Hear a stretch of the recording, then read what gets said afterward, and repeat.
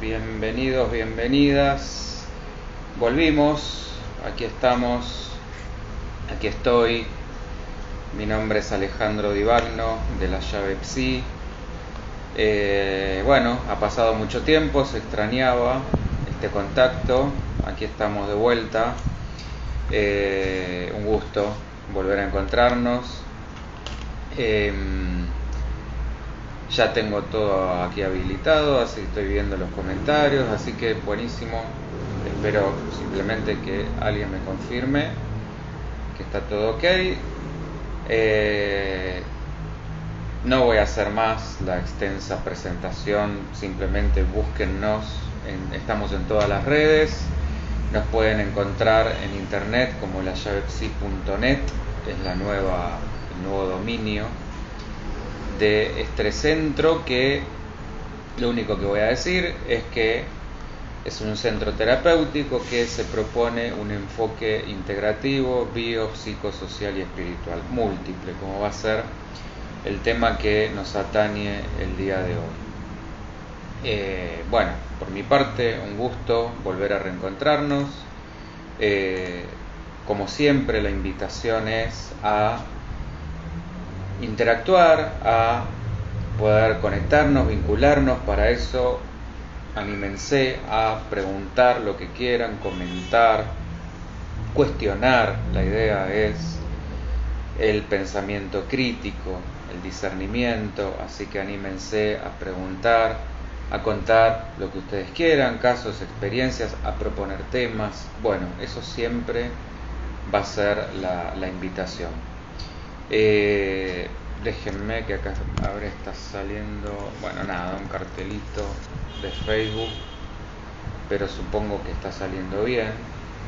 Por las dudas, un tema con la velocidad de los fotogramas, que no sé qué querrá decir eso. Así que bueno, la invitación está hecha. Atenti, porque este año va a haber muchas novedades. No solo vamos a tener el espacio de lo que son las temáticas en sí, donde siempre va a haber la propuesta de un tema, como es el día de hoy, donde vamos a abordar un tema en concreto y ustedes van a poder, como dije, participar, pero también vamos a hacer casos, o sea, casos famosos, sobre todo desde el ámbito psicoanalítico. Vamos a ver mitos también, los más conocidos por lo menos. Todo esto en conjunción con las charlas de distintas temáticas, y le vamos a sumar también ping-pongs cada tanto de preguntas y respuestas sobre los temas que surjan espontáneamente en el momento. Así que estas van a más otro tipo de modalidades que se puedan ir agregando, sumando. Esa va a ser un poco la idea. Bueno, nada, todavía no veo no sé si está funcionando bien o qué, pero al menos por ahora no me está llegando ningún comentario. Vamos a chequear por las dudas. En Instagram sé que está saliendo bien, al menos. No quiero perder nada por eso.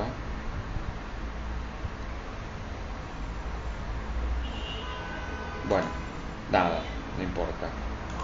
Yo mientras avanzo, y supongo que en algún momento irán cayendo los comentarios. Bien. A ver. Ahí está. Ahí. Bueno, nada, no importa. Nada, perdón, ahí me estoy escuchando a mí mismo. Así que denme un segundito más.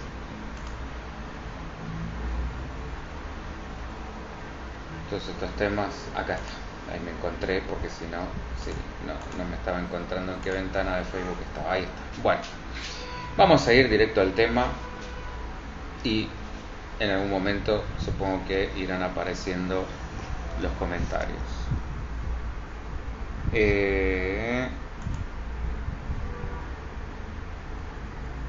Bueno, no sé qué me está diciendo esto con la velocidad de los fotogramas.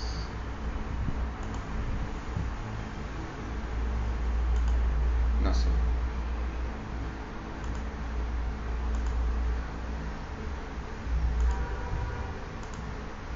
Perdón, no lo entiendo y no es el momento. Así que vamos a empezar para no demorar más la cuestión. ¿De qué se trata esto de el nombre de lo múltiple? Bueno, el nombre de esta charla toma como referencia esta expresión, que en realidad proviene del nombre del Padre, que es una expresión introducida por Lacan como significante de la función paterna. Esta cuestión del Padre obsesionó tanto a Lacan como a Freud, y cuando hablan de la función del Padre, se refieren a una función esencialmente simbólica. O sea, es una función que nombra, que da nombre. Y con este acto de nombramiento va a encarnar la ley. Entonces, si lo que nos va a distinguir a nosotros como humanos va a ser el lenguaje, esta función paterna se va a tratar de esa posibilidad de nominación que le va a permitir al cachorro humano tomar identidad. Lacan va a llamar a esa función sucesivamente como función del Padre simbólico y metáfora paterna. El Padre va a surgir como un freno de la madre y va a originar el ideal del yo. Esto ahora igual lo vamos a explicar con más detalle. En la psicosis esto no pasa, esto no se produce.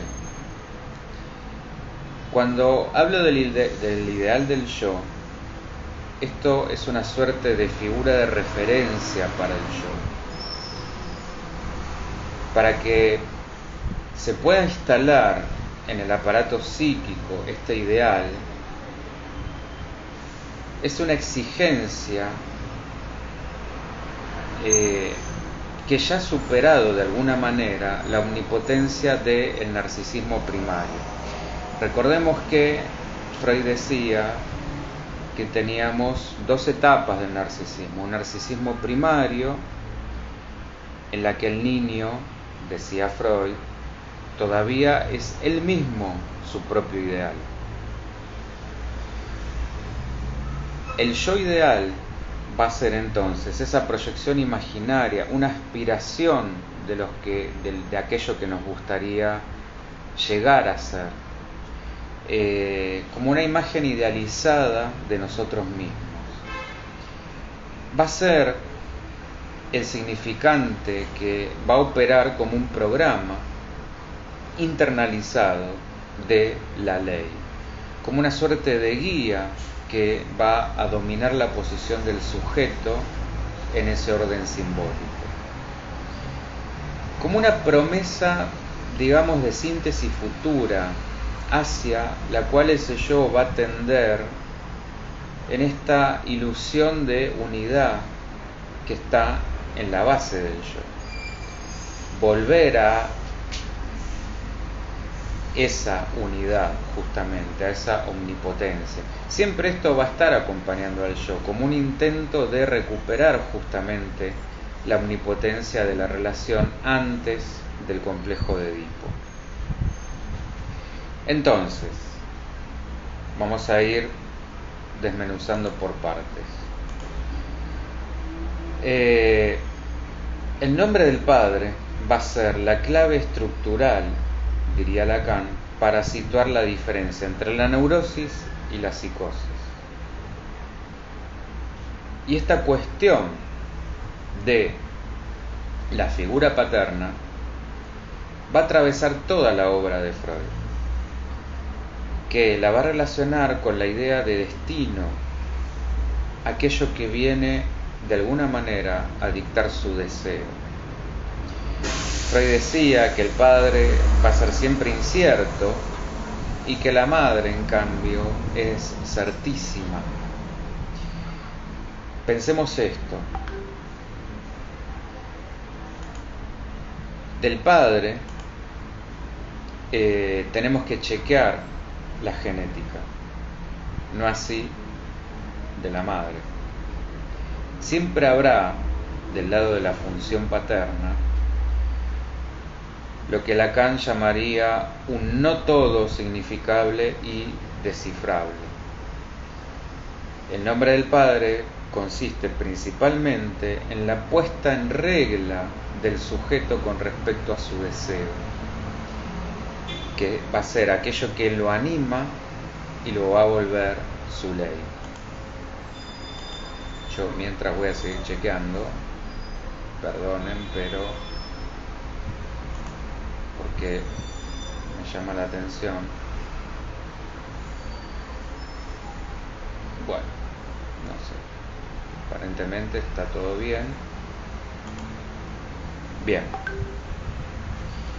En tanto, Lacan va a apuntar a una sustitución en la cadena significante de esa función paterna, y para eso va a hablar de dos tiempos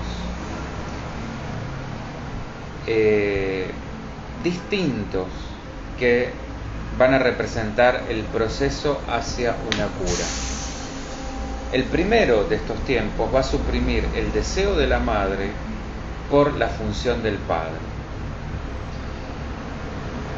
Y acá es donde esto se ve atravesado por el complejo de Edipo,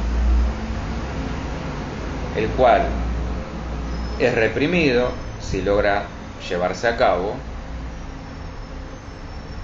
y va a formar la estructura neurótica que podríamos llamar de alguna manera normativa o normal. Y en el segundo tiempo lo que se da es una duplicación del otro inconsciente. ¿Qué quiere decir esto? Nos volvemos dobles. Nos volvemos en esta otredad que nos habita. El yo que podemos llamar, mejor dicho, vamos a tener esta división o esta separación entre el yo consciente y el yo inconsciente a través de la acción de la represión primaria como un acto mítico que va a ser fundante del psiquismo y que va a dar lugar a la diferenciación, esta que dije recién, entre conciencia e inconsciencia. Bueno, espero que hasta aquí vengamos bien. Cualquier cosa me dicen, me frenan.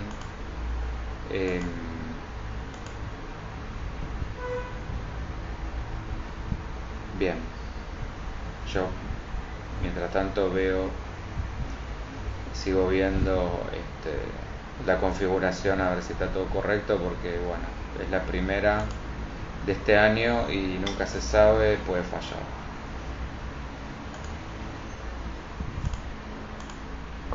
Bien.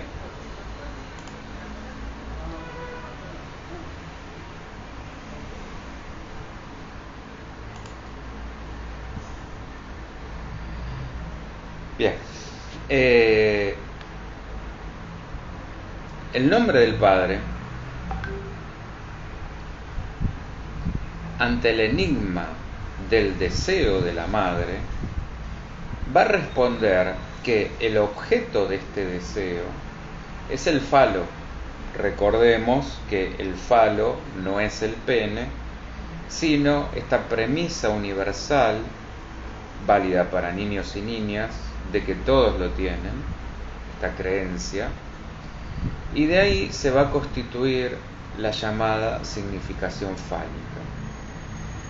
De esta manera, el falo, en tanto es deseado, va a emerger como una falta, como algo a obtener.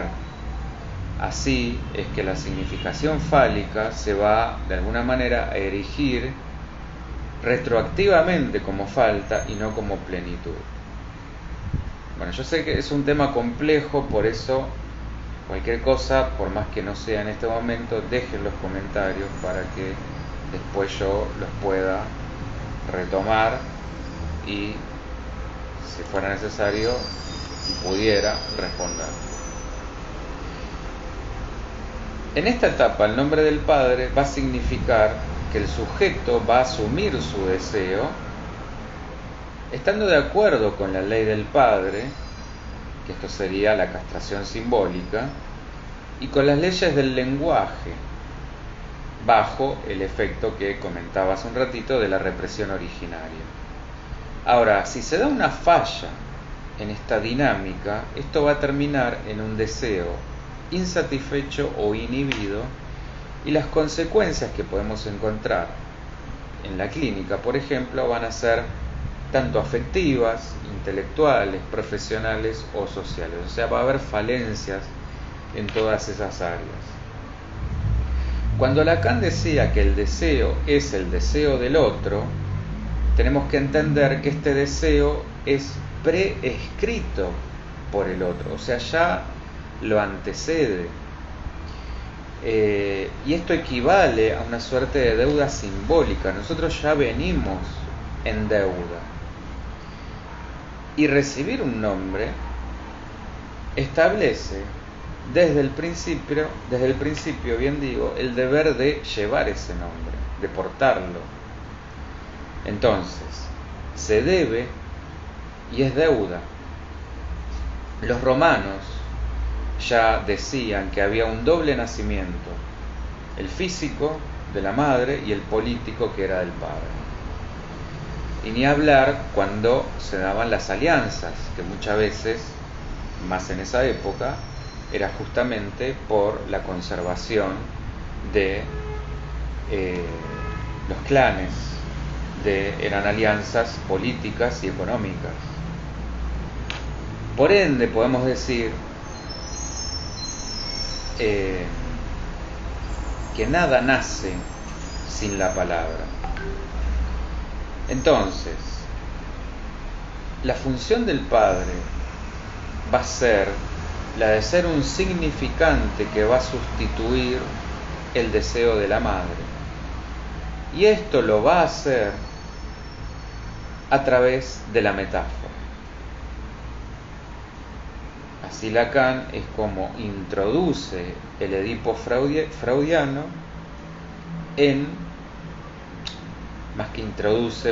traduce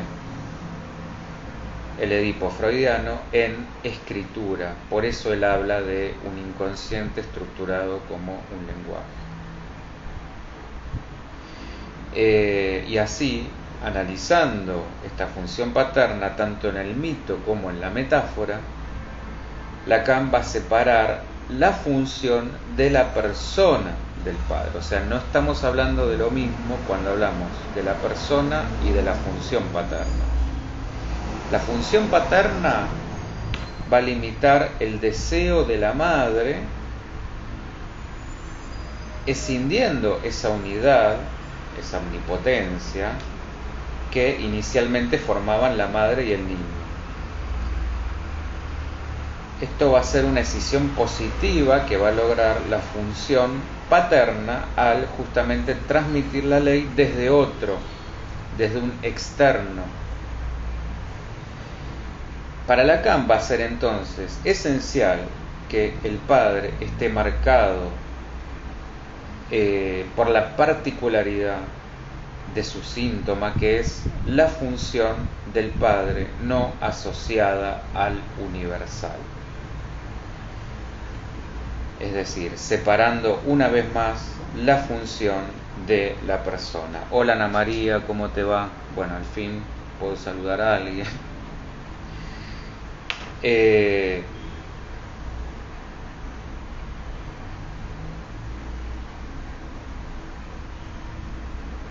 Entonces, la idea que va a tener Lacan de este padre de carne y hueso, el de la persona, es que se trata de aquel que le permite a un hijo servirse de eso para inventar algo nuevo, para lo cual se requiere desprenderse del padre ideal. Sí, volvimos, Ana.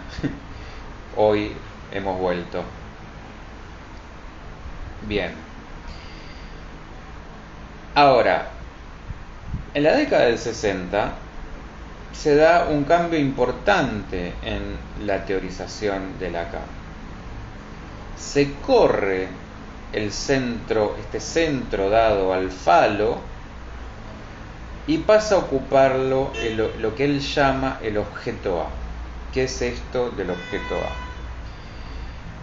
Esto vendría a ser el objeto de deseo inalcanzable. ¿Se acuerdan que cuando nosotros hablamos en la charla del deseo, decíamos que justamente una de sus características, o la gran característica del deseo, es que es siempre inalcanzable, que se está todo el tiempo moviendo? Bueno, esto sería el objeto A. Entonces, las cuestiones referidas al padre, podríamos preguntarnos cómo quedaron afectadas,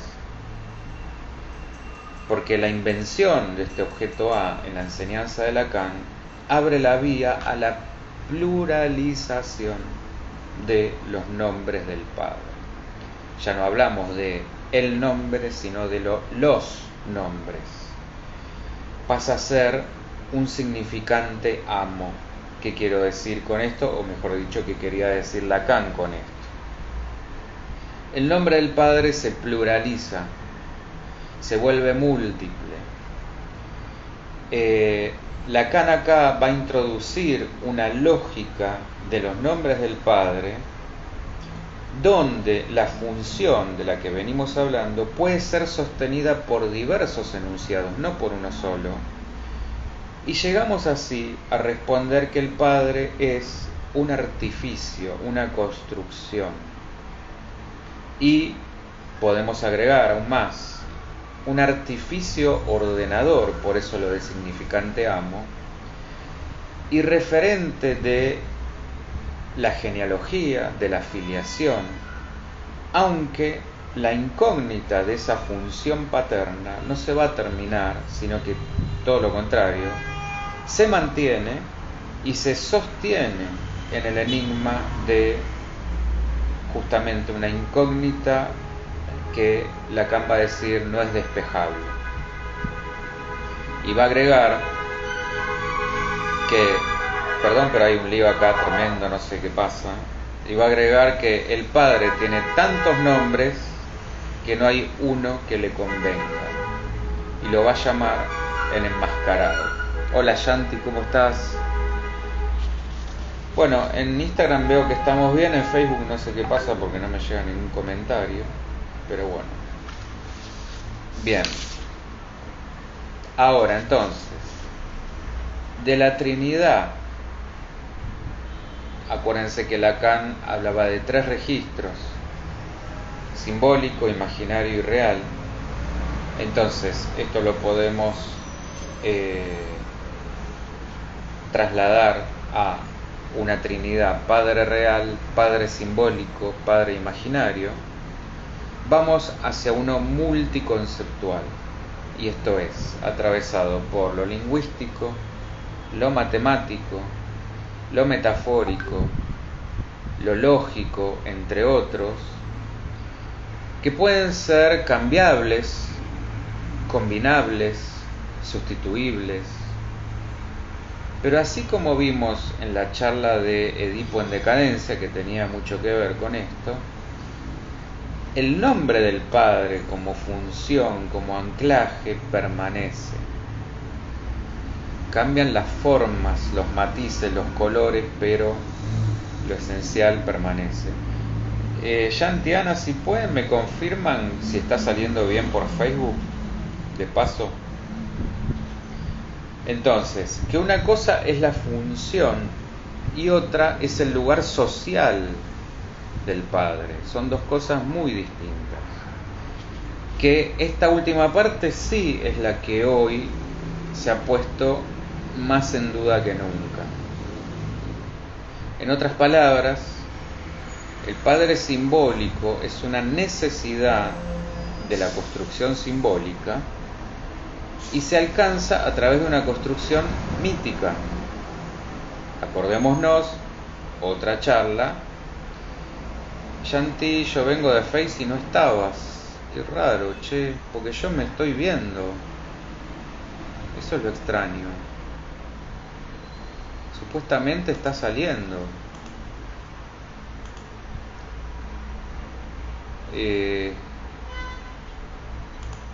Ana, ¿vos tampoco me ves en Facebook? Sí, supuestamente está saliendo. Por lo menos yo acá me veo.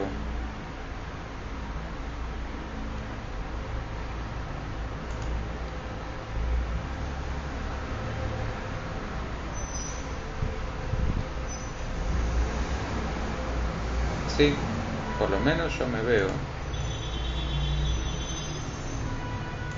Bueno.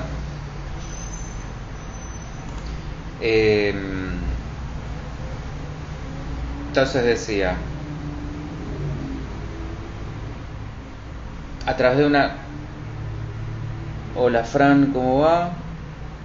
A través de una construcción mítica, acordémonos, ya que hablamos de los mitos, de Tótem y Tabú, mito, ahora sí, gracias Shanti, mito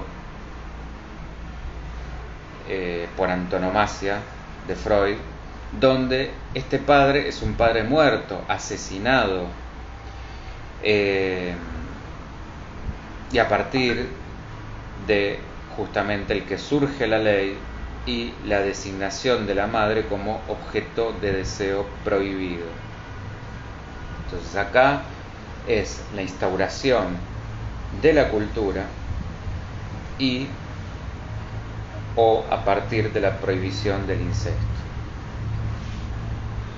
Lacan va a definir esta equivalencia freudiana del padre muerto como la condición del goce para todo sujeto como un operador estructural. Entonces acá va a introducir el padre real como construcción del lenguaje, siendo el lenguaje mismo el que va a borrar el goce y el padre real el que va a ser el agente de esa castración. Por eso esto que decíamos del significante amo. Para situarnos más o menos un poco en estas distinciones entre el padre real, imaginario, simbólico. El padre imaginario sería aquel con el que nos encontramos. El padre bueno, el malo, el ausente, el demasiado presente, etcétera, etcétera. Todas sus facetas. Gracias, Ana. Pero también tenemos el padre real que nos confronta con el territorio de lo imposible. El padre real es esta suerte de ficción necesaria que se tiene que hacer el neurótico y que también está orientada hacia lo real. Acuérdense que cuando hablamos de lo real, lo único real, en definitiva, que podemos hablar, pero nunca conocer, es la muerte. Entonces, este mito del padre real como aquel que va a operar la castración va a determinar lo real como lo imposible. El padre es una, siguiendo esta hilación, una realidad sagrada en sí misma.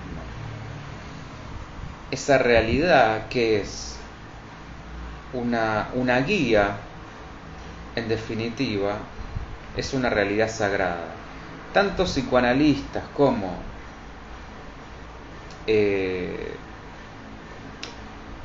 o antes de entrar en eso, va a estar, si queremos, en la línea del planteo de Freud, que va a definir a la neurosis obsesiva como una suerte de religión privada. Igual ahora vamos a continuar con esto para desmenuzarlo un poco más.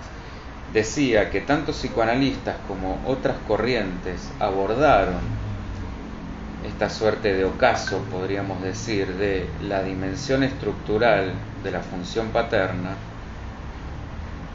además de los cambios de todo tipo que venimos atravesando en las costumbres o en las formas de relacionarnos. Acá hablamos de nuevas configuraciones familiares, nuevas configuraciones de pareja, nuevos métodos de concepción, etcétera, etcétera. Y esto interpela directamente al psicoanálisis, preguntándose si es que acaso el padre ya no es tan determinante, o si esto del nombre del padre ya no es fundamental para el acceso al deseo. Si este mito totémico del que hablábamos ya no es ideológico, o si ha caído el falocentrismo. Y si tuviéramos que buscar un fundamento que respalde esto, un fundamento teórico para hablar de esta suerte de declinación de la función, inevitablemente tenemos que hablar del posmodernismo, que, para decirlo muy brevemente, representa la puesta en crisis de los relatos. ¿Y a qué relatos me refiero? ¿A dónde apuntamos? Bueno, todos aquellos relatos totalizadores que se encargaban de dar sentido y de dar legitimidad a una sociedad, tomando tanto los racionales como los religiosos, porque ambos dejaron de ser dadores de sentido y de seguridad. No es casual que los posmodernos reconozcan un antecedente en el nihilismo de Nietzsche, y sobre todo en su famosa frase "Dios ha muerto". Yo agregaría acá muerte de Dios, muerte del hombre, muerte del yo absoluto, etcétera, etcétera. Es muerte del padre. Es desde este lugar que la posmodernidad la podemos relacionar con la cuestión justamente del padre. Lo posmoderno mutó de lo que antes era la homogeneidad a la heterogeneidad, hacia las diferencias, lo fragmentario, la descentralización de toda autoridad, incluido el Edipo, porque fíjense que acá también nos hemos corrido de la clásica triangulación padre, madre, hijo. Y esto era lo que hablábamos en esa charla del Edipo en decadencia, donde esto ahora se ha descentralizado hacia otras configuraciones, pero no por eso es que el Edipo dejó de tener importancia o estar vigente, sino que ha simplemente cambiado su forma, pero no su fondo.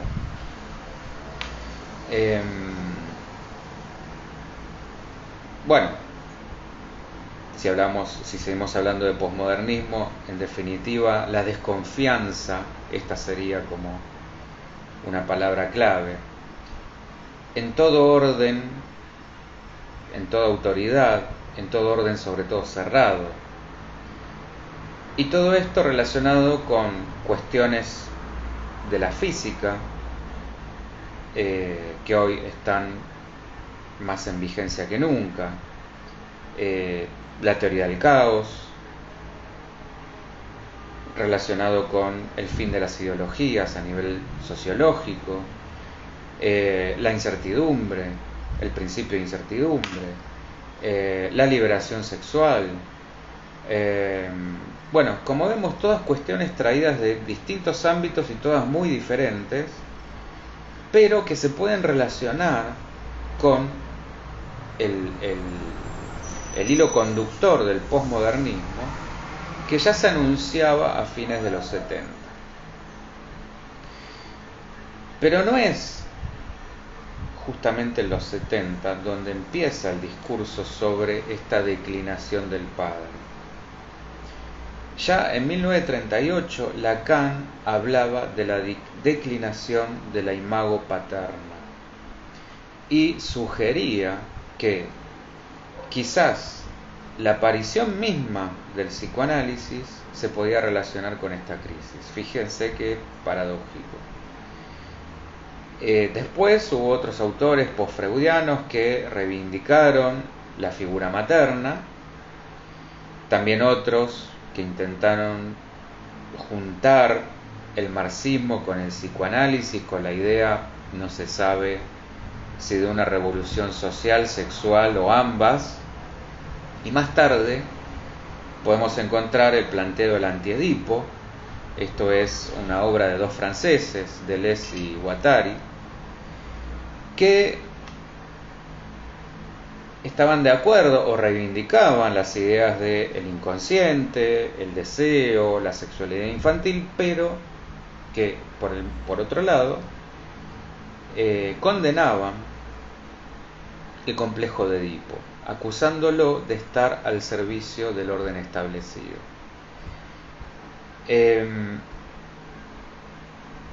Cuestionaba más que nada este rol que veníamos diciendo como estructurador.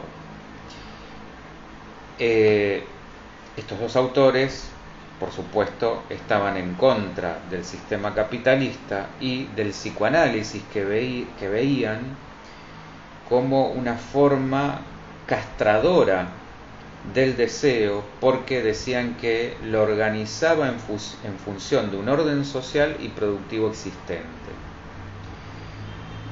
Para ellos, el Edipo tal como lo entendemos aparece en la modernidad, traído por Freud o introducido por Freud, y no en sí mismo. O sea, van a decir que no existía previamente a Freud esta cuestión de un complejo edípico. Hola Maros, ¿cómo te va?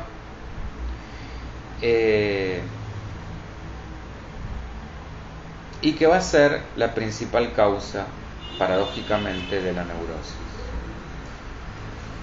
Ellos planteaban que la libido podía ser libre, terminando en psicosis o en esquizofrenia, y que si se la controlaba, terminaba en la neurosis. ¿Y cómo se la controlaba? Bueno, justamente a través de la familia nuclear, que era la que estaba encargada de limitar ese deseo a través de la prohibición del incesto, y es así como pasamos, van a decir, de una perversión polimorfa, la típicamente infantil, a una sexualidad adulta, controlada, organizada, antiproducción. Y hay dos caminos: o dar lugar al deseo materno en la perversión, o aceptar la castración, que es el camino de la ley paterna. Espero que más o menos se logre entender. Cualquier cosa, ya saben, es un tema complejo. Ahora, yendo a lo social, hay quienes van a ubicar en las revoluciones el punto de inflexión en el que algo de esto del padre empieza a ceder. Tanto la francesa como la rusa, la francesa contra la monarquía absoluta, al cuestionar ambas el poder absoluto del amo. Y por supuesto, ya que hablamos de la Revolución Francesa, el Mayo francés del 68, donde podríamos decir la insolencia juvenil suponía también una rebelión contra el orden establecido, en el que se cuestionaba de vuelta toda autoridad y todo representante del poder. Entonces es a partir de entonces que comenzamos a hablar no solo sobre el cuestionamiento del lugar de autoridad del padre, sino también de feminismo, sexualidad, procreación, aborto, etcétera, etcétera. Como fuere, todo apuntaba a considerar las concepciones psicoanalíticas como desactualizadas, caducas u obsoletas. Y acá es interesante porque podemos encontrar un punto de cruce en la genealogía, que un poco ya habíamos hablado de esto. Porque cuando hablábamos antes de la mirada lacaniana de lo real, en cuanto a esto de lo imposible, lo todo, la genealogía nos puede ayudar desde su perspectiva, entendiendo esto de la genealogía como el estudio de la historia familiar. Y acá hasta lo podemos relacionar con las constelaciones familiares. ¿Por qué? Porque esto nos lleva inevitablemente hacia un principio primero, como diría Aristóteles, el motor primero. Nos termina llevando hacia la búsqueda, esta búsqueda espiritual, religiosa, sagrada, hacia una instancia primordial, como una suerte de este padre donador a quien le adeudamos. ¿Se acuerdan esto que hablábamos? Ya simplemente por portar un apellido, ya venimos con esta deuda simbólica, a quien le adeudamos la filiación y la genealogía, pero no solo a él, sino a todos los que lo precedieron. Uno no nace de sí, el cachorro humano no se hace a sí mismo y tampoco es solamente fruto del vientre materno, nace por supuesto de un otro, y que es el que le va a otorgar su sangre y el nombre. Y entonces si nos empezamos a ir hacia atrás o hacia arriba, como lo queramos ver, terminamos inevitablemente en una instancia divina, en un absoluto lógico, indispensable para esta diferenciación humana. Y esto que lo podríamos llamar una referencia tercera que está por fuera del padre y la madre, lugar de, si queremos, un Dios, o como lo queramos llamar, o de lo que ocupe su lugar, es el lugar del todo, de lo perfecto, de lo absoluto. Sería el poder en su estado más puro, una instancia vacía de contenido, pero que va a establecer este principio de división, esta separación de lo divino y lo humano. Lo que nos va a separar de eso, lo que nos va a hacer decir que no soy Dios porque no soy todopoderoso. Esta es la instancia crucial. En el equivalente psicoanalítico, este principio supone hacer entrar al sujeto en la prohibición del incesto, es decir, lo que en el psicoanálisis tiene el nombre de la castración. Asumir que somos seres castrados en falta. Y quien va a estar encargado de transmitirlo, de inscribir ese poder en una sucesión, es lo que llamamos padre con mayúscula, ¿no? Entonces, cada padre va a operar así en referencia al lugar del padre, como ese lugar vacío. Por eso Lacan habla de el padre real, vacío de contenido. ese primero desde el que se va a ordenar toda la cadena, ese significante amo a partir del cual van a surgir todos los demás. Entonces, ahí, coincidiendo con Lacan, este lugar es clave para humanizarnos y arrancarnos de la locura de la indiferenciación, del caos, de esa totalidad absoluta, de la no identidad, de ese caos primordial. Esta separación nos sumerge en una filiación que nos asigna un lugar en un orden simbólico, nos da un nombre, nos diferencia, nos da identidad. ¿Se entiende o es un menjunje incomprensible? Bien, resumiendo hasta acá, esto de el nombre del Padre como creación, como artificio, se va a crear en torno a lo nominativo, lo que da nombre, que surge del lenguaje y de la palabra. Así es que esta función que se va a erigir alrededor de un significante, este significante amo, va a ser un referente y un ordenador fundamental que va a posibilitar construir el lugar del sujeto de cada uno de nosotros en esa cadena generacional. En tanto que la función del Padre como ordenadora va a asignar esa numeración posible en esa serie generacional. Gracias, Maros.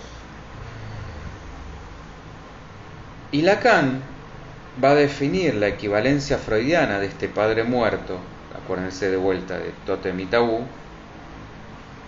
Ana María, todo muy claro. Bueno, quedo maravillado de que quede todo muy claro, porque no es un tema fácil, no digo por ustedes, sino fácil de explicar, entonces estoy tratando de ser lo más claro posible. Decía, esta equivalencia del Padre muerto de Tótem y Tabú como la condición de goce para todo sujeto, como, de vuelta, esto del operador estructural. Aquí es donde introduce el Padre real como construcción del lenguaje, siendo el lenguaje mismo el que va a borrar el goce y el Padre real el agente de la castración. Esto lo quise volver a decir, ya sé que ya lo había dicho, porque es como la parte, no sé si quizá más importante. Y volviendo un poco al posmodernismo, hoy parecería justamente haberse perdido este eje ordenador de la función paterna. Hemos entrado, acá ustedes me dirán si están de acuerdo o no, en una nueva economía psíquica basada en una exhibición del goce que reemplaza a la anterior, que estaba basada en la represión del deseo. O sea, nos hemos ido de un extremo al otro, de una etapa que era la freudiana, la etapa victoriana, donde era esta cuestión de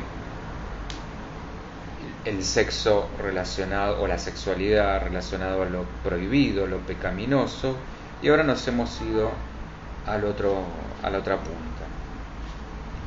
O sea, ahora estamos en una economía donde predomina el goce del objeto, en detrimento del goce fálico, que era lo que estaba instituido por la metáfora paterna. Algunos van a entender esta nueva situación como el resultado de el pasaje de un orden social que estaba basado en la religión a un orden ahora basado en la ciencia. Pero como fuere, es como que hemos borrado los límites y entramos en el terreno de paradójicamente, si bien estamos en un principio de incertidumbre,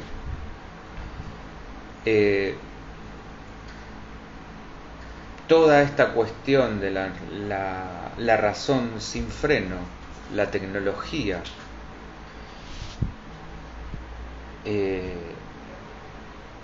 todo este despertar, esta nueva era de lo artificial, justamente,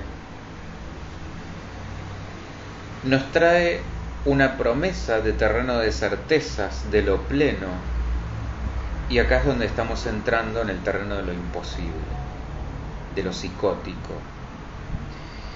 La pretensión del saber todo, del poder todo, del goce todo.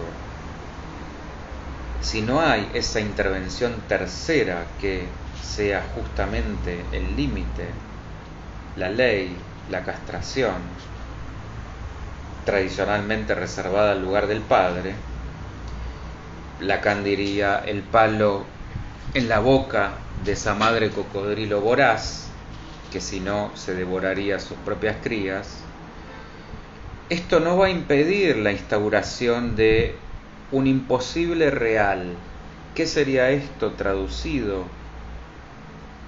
Llamémoslo un gobierno totalitario o la ausencia del pensamiento libre o del lenguaje. Yo leía por ahí que en un estudio se veía como que cada vez estábamos más, paradójicamente, pese a todo lo cercano que tenemos de la información y la tecnología, cada vez la civilización humana se estaba volviendo más estúpida. Entonces sería un poco esto, la ausencia de pensamiento crítico, de pensamiento propio, de pensamiento libre, y el detrimento del lenguaje, en otras palabras, de lo simbólico, de la capacidad de simbolización. O la aspiración de un deseo totalmente controlado, restringido, inhibido, obturado, como hablar de la muerte del deseo mismo. Y no es que la sociedad se haya psicotizado, estaríamos más bien en un punto de inflexión o paradójico en donde un mundo en el cual la enunciación del Padre ha quedado deslegitimada y dejó a la sociedad actual a expensas de un simbólico virtual. Fíjense qué curiosidad esta palabrita. Dicho de otra forma, es como si solamente hubiéramos aceptado la castración primaria, es decir, y esto lo digo a nivel humano, la pérdida del mundo natural para alienarnos en un mundo de lenguaje, esto sí, pero falló la castración secundaria, que es, acuérdense, Lacan hablaba de esto en dos tiempos, que es esa reduplicación de esa pérdida originaria que de alguna manera establece esta intervención del padre real y que diferencia al niño con relación al otro, ese otro totalizante de la madre. Es como si de vuelta estuviéramos en esta pretensión de omnipotencia, de fusión, de totalización. De acá imagínense todos los escenarios distópicos futuristas posibles. Bueno, lo que habitualmente encontramos en series o películas de estos tiempos.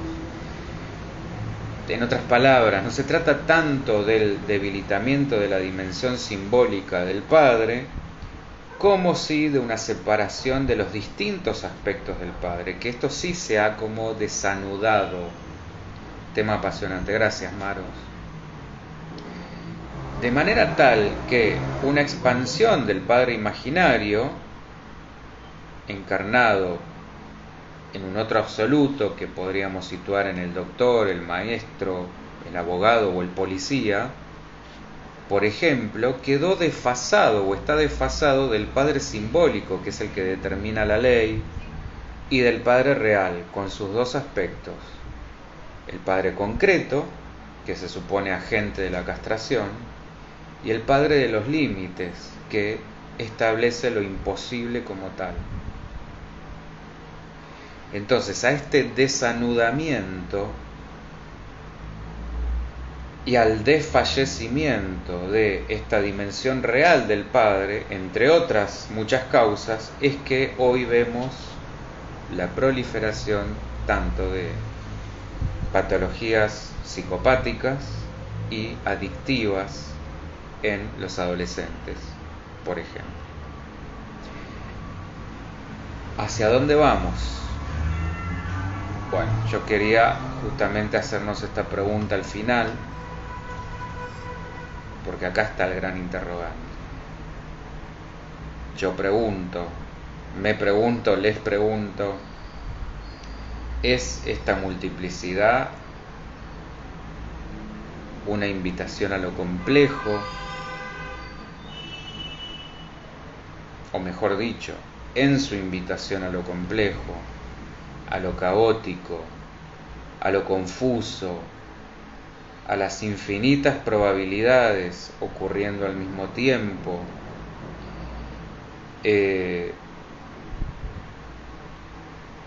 la cuestión del Padre, otra pregunta.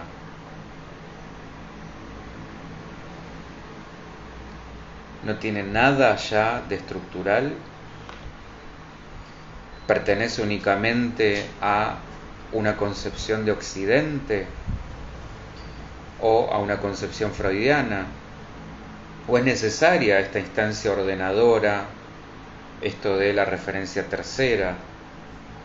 Bueno, por supuesto, sabrán que yo no tengo las respuestas, pero es como si hubiéramos pasado del saber dogmático, incuestionable, indiscutible de la época religiosa, al solo sé que no sé nada. Pero ahora, frente a las nuevas tecnologías, esto que hablábamos de este momento crucial que se nos está abriendo, donde ha nacido a la conciencia, la inteligencia artificial, que esto es recién la puntita de algo que nos enfrenta multiplicidad de dudas y de temores y de amenazas, nos deja nuevamente frente a la idea de esto de la conquista de lo absoluto, de abrazar lo real. Entonces ahí es donde se hace más necesario que nunca recuperar esta cuestión de la función castradora del Padre.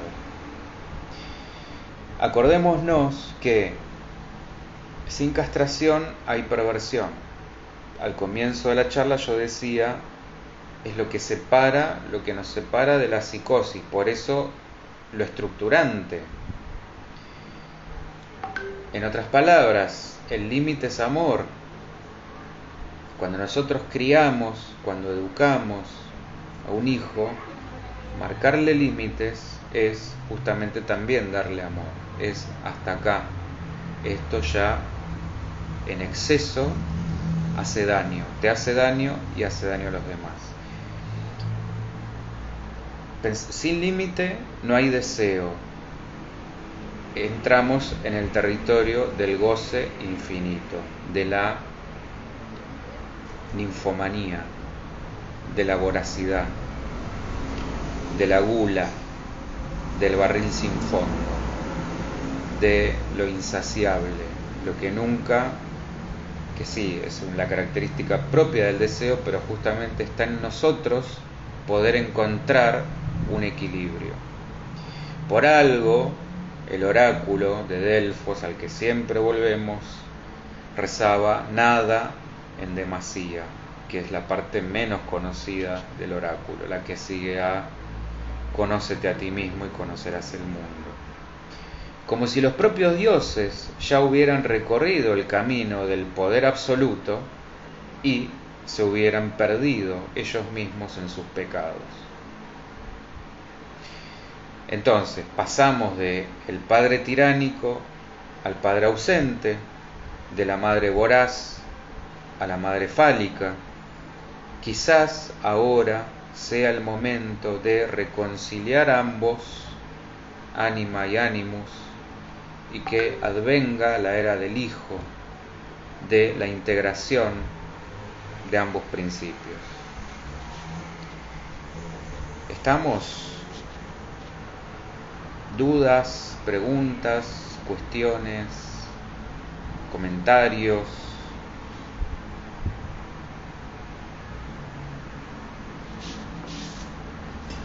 Yo comentaba al comienzo que además de estas charlas, este año estén atentos porque va a haber muchas novedades. Vamos a tener espacios de casos famosos de psicoanálisis, sobre todo, mitos famosos y ping-pong de preguntas y respuestas. Todo siempre en este mismo espacio de los lunes a las 19.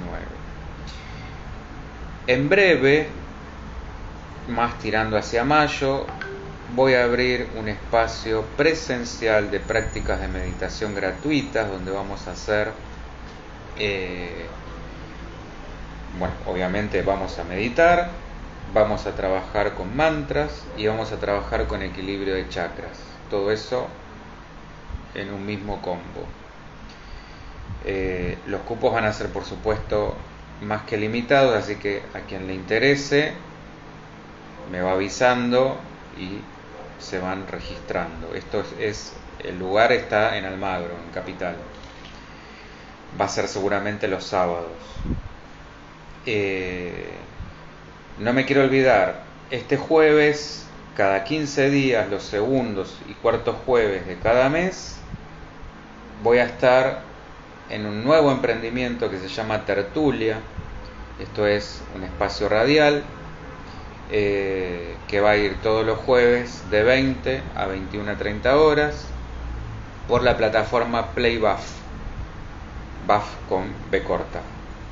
Es por streaming, por internet, así que simplemente se registran en playbuff.com y me pueden escuchar y ver y participar también, por supuesto, los segundos y cuartos jueves de cada mes. Maro, sí, es presencial y nada, si te interesa me escribís y yo te voy a avisar cuando va a comenzar y simplemente te acercás.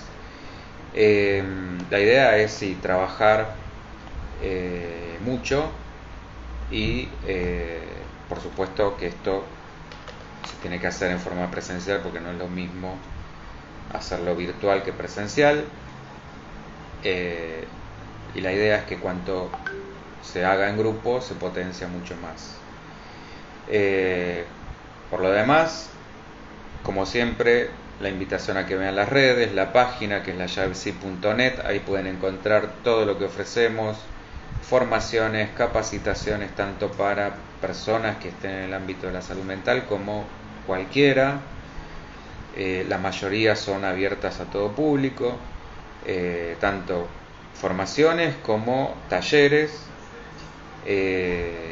Está habilitada una tienda, así que ya pueden ahí directamente consultar si les interesa. Y bueno, todo por hoy. Un placer este reencuentro, por más que al comienzo no sé si en Facebook estaba saliendo bien o mal, pero bueno, nada, ya se irá haciendo con el correr del hábito, todo se irá mejorando seguramente. Y bueno, desde aquí ha sido un placer, como siempre dejen lo que les interese que hablemos, que preguntas, dudas, lo que ustedes quieran. No, gracias a vos, Maros, gracias Yanti, gracias Ana, gracias siempre por estar ahí lealmente presentes. Y bueno, si Dios quiere será hasta el próximo lunes. Y la invitación ya dije, lo voy a dejar igual escrito por acá, el jueves a las 20 en Tertulia, no se lo pierdan. Vamos a hablar también todo tipo de temas, a debatir, a pensar. Bueno, lo que hacemos también acá, junto con 2 colegas, más un invitado que va a ser diferente cada programa, así que creo que va a estar más que interesante.